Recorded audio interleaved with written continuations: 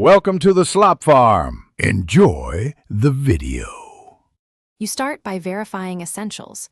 Your Lycamobile SIM is active and you have a data plan or credit. Next, confirm the phone is unlocked and supports the network bands for LTE/5G. That avoids wasted steps.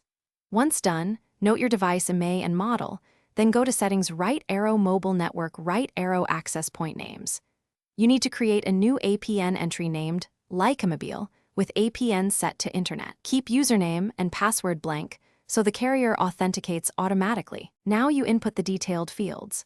Set APN to Internet and APN type to default, SUPL, MMS so both browsing and MMS work. Choose IP4/IP6 for compatibility. Leave username/password blank. Authentication type should be PAP or left unspecified. Make sure MCC/MNC auto-populates from the SIM. If not, enter carrier values manually. Save the profile, then select the new APN. If the phone doesn't register immediately, toggle airplane mode off and on to force a network reattach and apply the settings. Finish by verifying the connection. Disable Wi-Fi and load a web page or run a speed test to confirm data. If pages don't load, reboot the phone and reset the SIM.